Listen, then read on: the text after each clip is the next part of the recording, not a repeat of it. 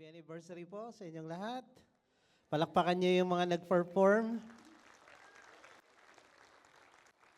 Pwede na pong may kalaban na po ang Itbulaga at saka ano ba yung isa? Showtime! Yon. So next week, ganyan na po yung ating programa at meron po tayong mga sponsors.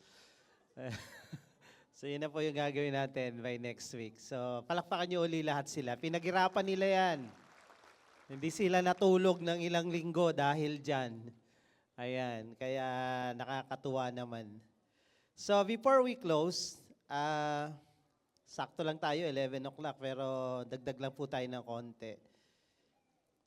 Before we close, gusto ko lang po mag-share ng ilang mga mensahe sa atin. Dahil 23 na tayo, no? 23 years old na tayo. Alam niyo ba ang kwento ng mga churches?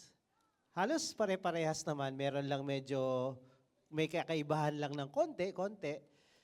Sa mga churches na nakita ko, napuntahan ko, people come, people go. Okay? May mga darating, may mawawala. Yung iba, darating dyan, saglit lang na nandyan. Nagustuhan yung preaching, they will stay. Biglang nag-preach na maanghang, tinamaan, ano mangyari? Mawawala yan.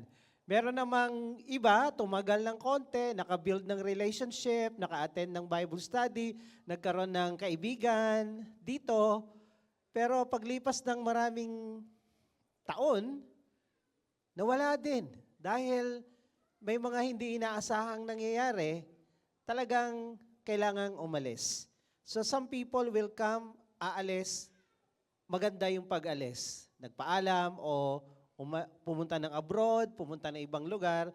Meron namang mga umalis na hindi talaga maganda yung pag-alis. So dito, mamaya tatawagin ko yung mga nagstay for 23 years. Okay? So, pag ikaw nagstay sa isang church ng ganon katagal, ibig sabihin, yung church na yon hindi mo lang binisita, hindi ka lang umattend doon, hindi ka lang nakakita ng kaibigan doon, nakakita ka ng pamilya. Hello? Nandyan pa po ba kayo? Pag ikaw nakakita ng pamilya, sino may pamilya dito? Literal. Taas sa kamay. Dalawa ang pwede kang magkapamilya Dalawa doon ka pinanganak sa pamilyang yan. Pag pinanganak ka sa pamilyang yan, diyan ka lalaki, ingatan mo yung pamilyang yan dahil pamilya mo yan. Sa spiritual, dalawa din. Yung nakapag-asawa ka, yun yung una, nakapag-asawa ka, nagkaroon ka ng pamilya, and then, ipinanganak ka sa pamilyang yon, wala kang choice. Wala kang choice, pinanganak ka sa pamilyang yan, so kagagawan ng nanay at tatay mo, so you need to love the family. Meron namang dalawang tao, nagpakasal, so they build a family. Sa spiritual, sa church, dalawa din po. Yung lumipat ka, galing ka ng ibang church. Lumipat ka, let's say dito sa Juhia, dahil Juhia tayo. Galing ka ibang church, lumipat ka sa Juhia. So para kang nagpakasal na sa Juhia. Okay?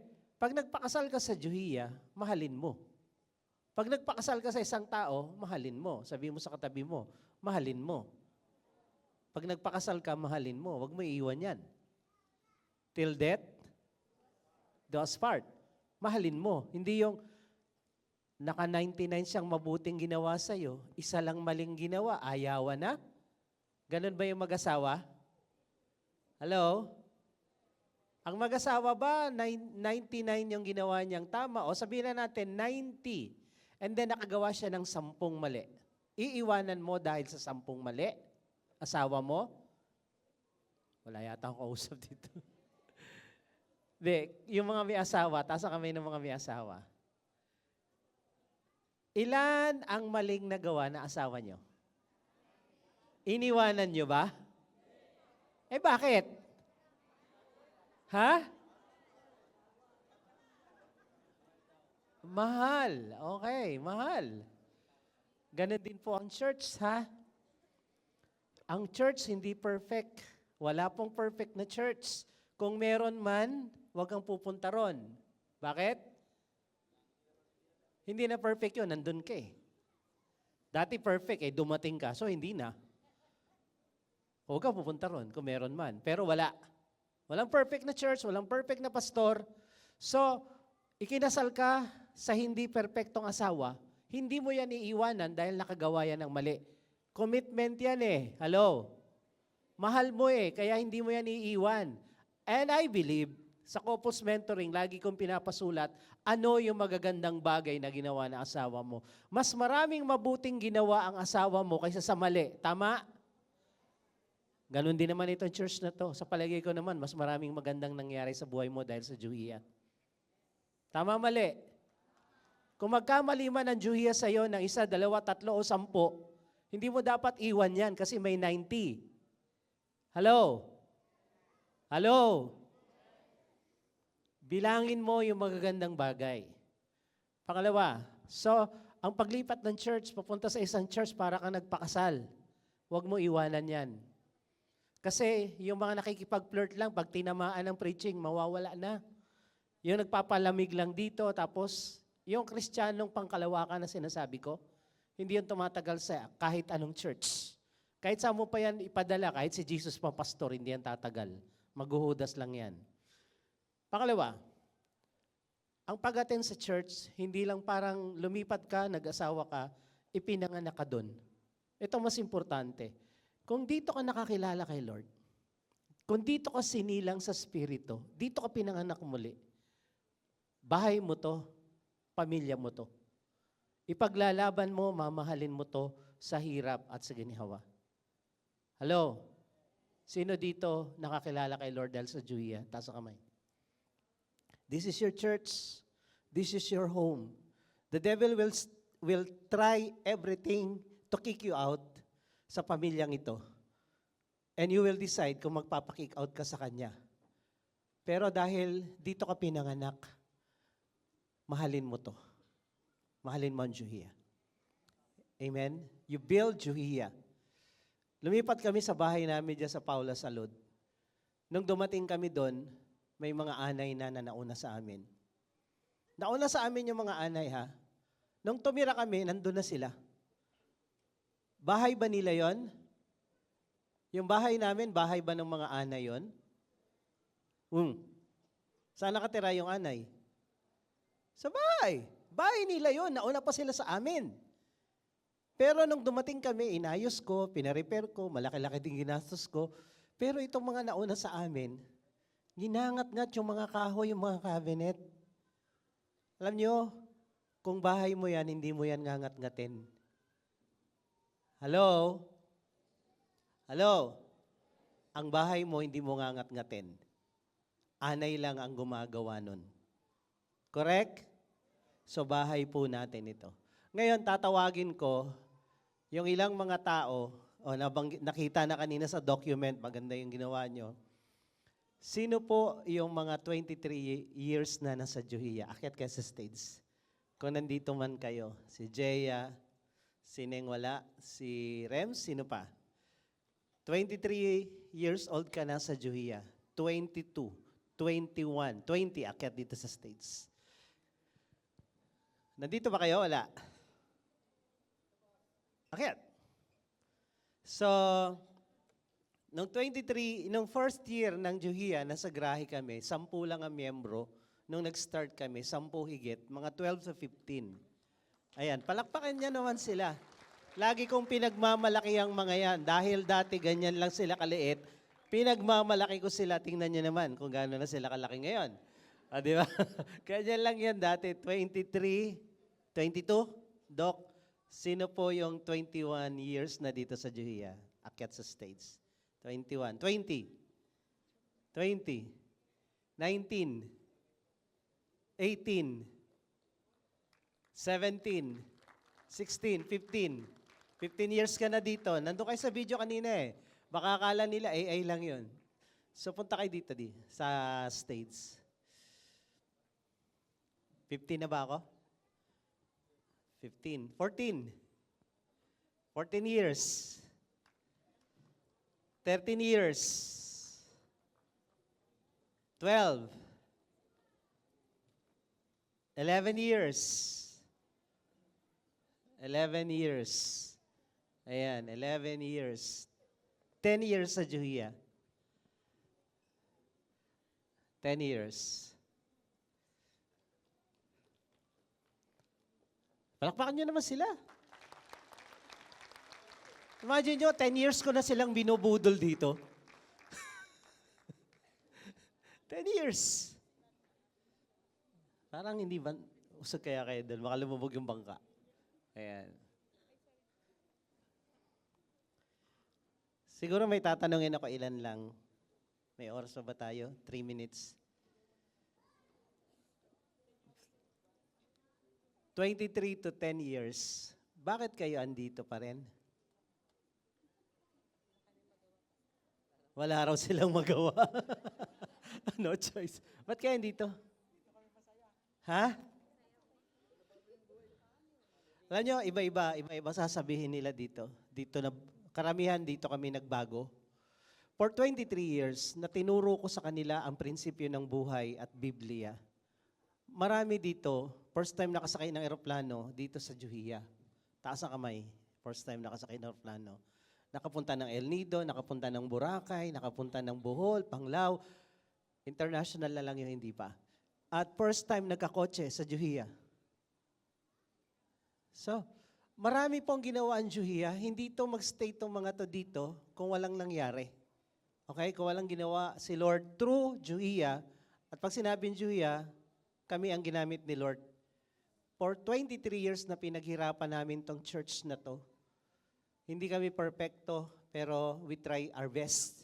Ganon din bilang magulang, hindi kami perfect. Bilang pastor, leader ng church, hindi kami perfect. Pero we try our best to do what is right. So these people, I believe, hindi to tatagal tong mga to kung hindi tayo pamilya dito at walang natutunan dito, walang ginawa dito, walang nangyari sa buhay nilang maganda. Kung panay pangit, wala na yan. Correct po ba? Correct. So, 15 years na ba? Ano? 10? Yung 9. Tayo kayo. Hindi ko napakit 9 years. 9 years. Tayo, 9 years. No? 9 years. 8 years. 8 years. Tayo, 8 years. 8. 7. Tayo, 7.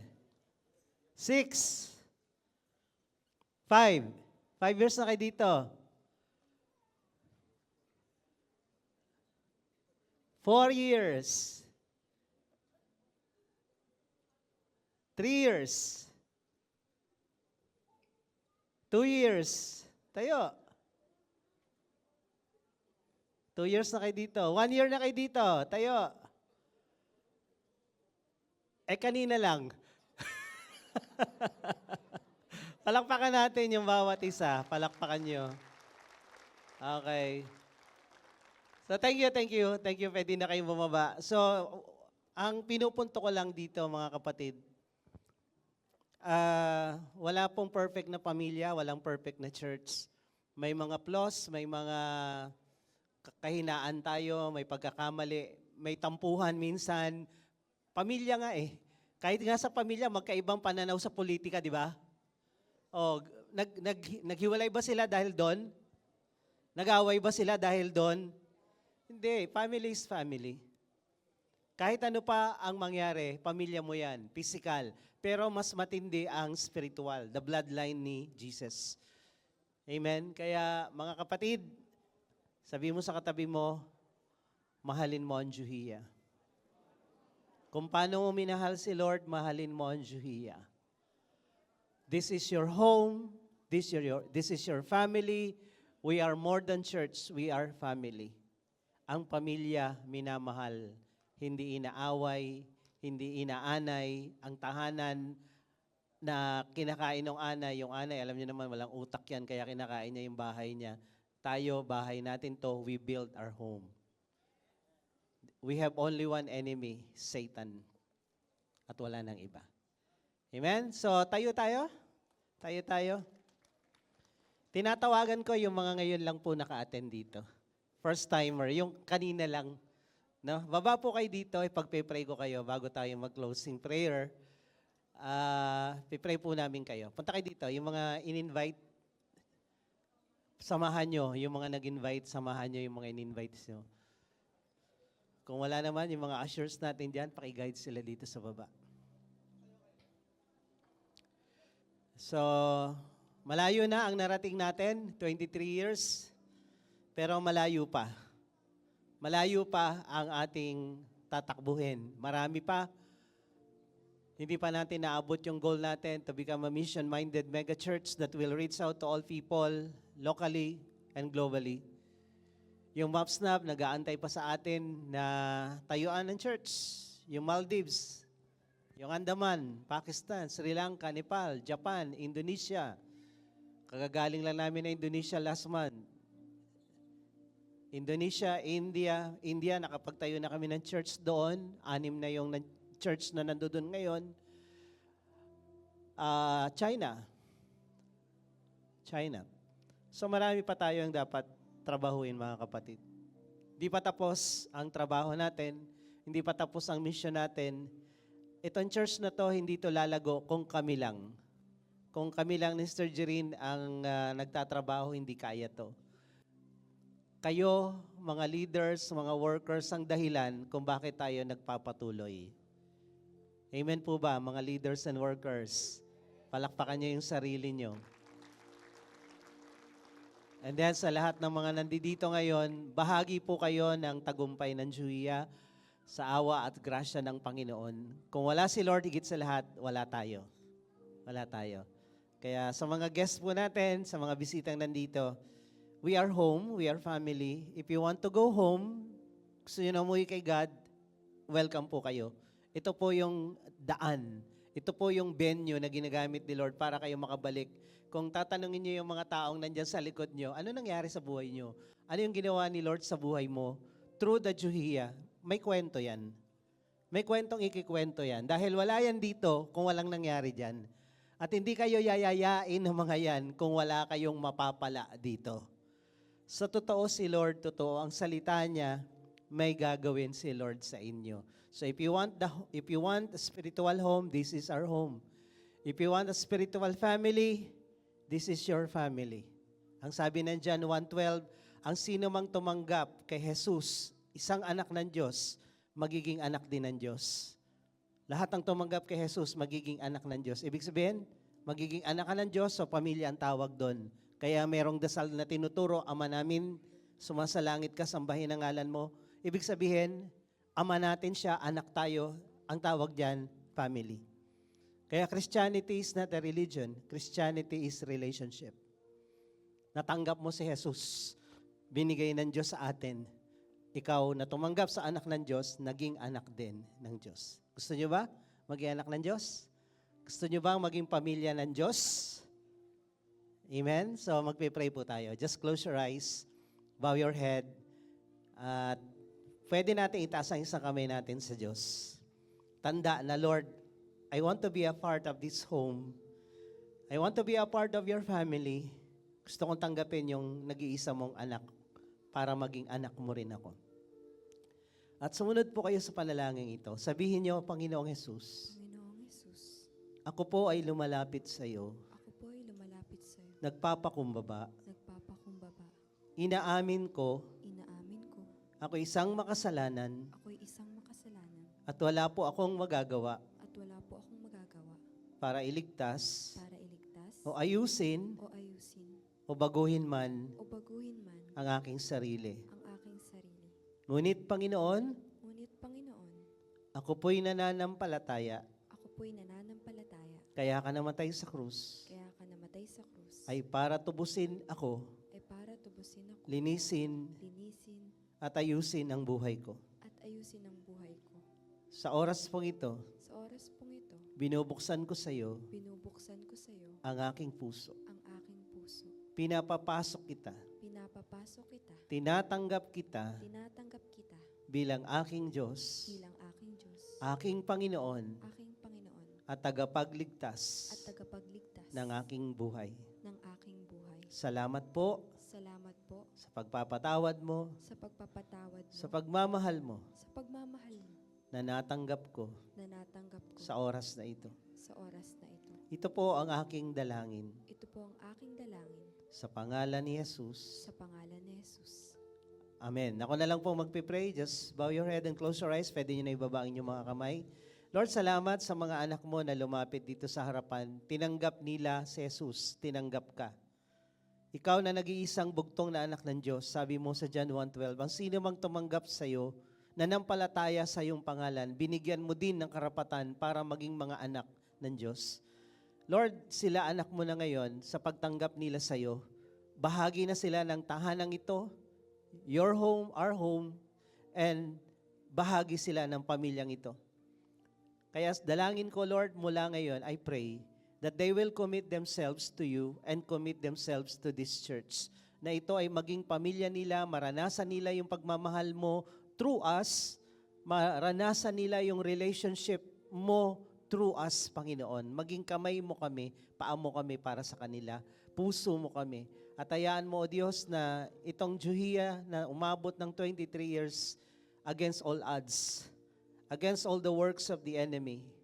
Hindi madali, maraming hirap, pero dahil sa kabutihan mo, sa biyaya at habag mo, Panginoon, sa lakas na patuloy mong binibigay para kami magpatuloy, nakarating kami dito. So sa iyo ang kaluwalhatian at karangalan sa lahat ng ito. Ang dalangin ko lang sa bawat isa, mahalin namin ang church na to. This is our family, this is our home. At Lord, i-build namin ito, palaguin namin ito, palakasin namin ito, make us a growing family. Make us a blessed home, Panginoon. Kaya dalangin ko sa marami pang taon na magkakasama kami dito ng buong puso na naglilingkod sa iyo na walang ibang rason kundi ikaw lang. Kaya pagpalain mong bawat isa na tumagal na ng maraming taon dito, Lord, pakita mo sa kanila na hindi sayang ang kanilang paglilingkod sa iyo. Thank you, Lord. We give you praise. We give you all the honor and glory and thanksgiving. In Jesus' name we pray. Amen and amen.